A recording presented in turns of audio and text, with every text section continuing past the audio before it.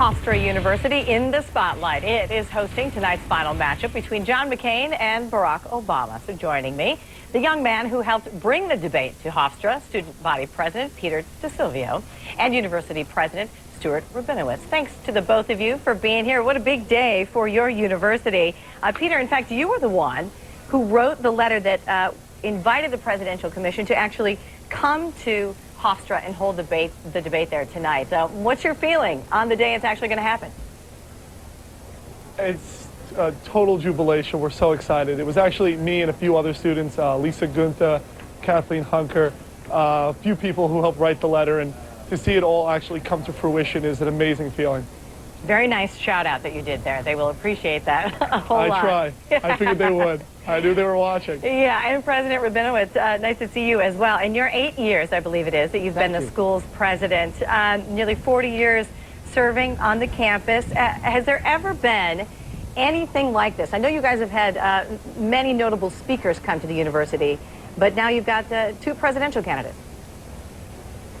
There's never been anything close. We've hosted 4 former presidents through the Calico Center on the American presidency, but nothing, none of those events compared with something of this importance and of this world and national interest. This is something special.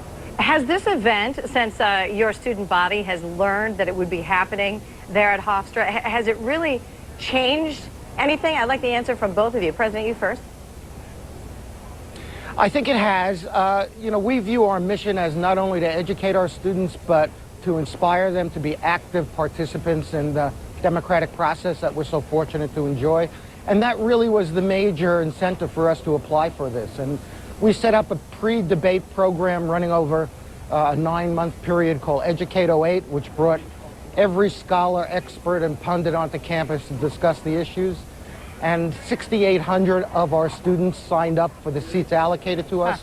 So by any measure, they seem to be inspired. Well, yeah, that's terrific. And, you know, just the other day, yesterday, I believe it was, we had Peter, a gentleman who's written and done a documentary on the younger generation, particularly for this election cycle and some of the things that he has noticed. Are you really finding that your fellow students are energized by this particular election? Oh, most definitely, most definitely. I was fortunate enough to be here during the last election as well, and there was definitely a level of excitement, but nothing like this. You have over Why do you think that 90 events. I think part of it is just the times we're in with the economy and, you know, Afghanistan, Iraq, all of those things, but also and especially because of the Educate 08 program, so many people are just so interested and so much energy because we knew that these two very important people were coming to campus, and, you know, so much the world was going to be watching us, and it sort of put a new weight on things. So what's interesting to us also is that there's going to be, I believe, 200 students that are actually going to be inside the debate hall. How were they selected, Peter? There was a lottery, a totally random lottery. I didn't even get a ticket. So it was totally random. A lot of people put out for it. And a lot of people are very excited, and even more people are very upset, but it's totally worth it. We're actually having 4 locations on campus where there's going to be like different events going on to celebrate the debate and watch the debate. So you can't be on campus and not experience it in some sort of special way. And President Rabinowitz, I imagine that you're very proud of your student body. And I wonder what will happen the day after. Are there any events that are planned to sort of debrief, if you will, after the debate? I may sleep in till 9 o'clock that day, but it's till 9, because that's when our show starts, proud of right? our students. I'm sorry, right, go ahead. Okay.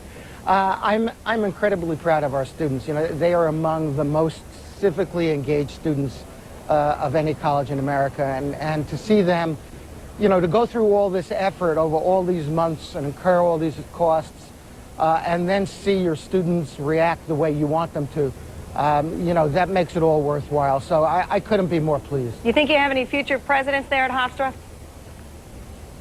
Well, we definitely do. I mean, we have the current governor as an alumni, David Patterson, and the current state controller of New York, Tom DiNapoli, are alums. There's no reason we can't have president as well. All right. Well, good for you. We will certainly all be watching tonight, this third and final debate coming directly from Hofstra University. President Stuart Rabinowitz and Peter DiSilvio, thanks so much, you guys. Our pleasure. Thank you very much. Well, you are becoming part owner of some very large banks. What is the government's plan to free up the clogged credit market and what it means to you, the taxpayer?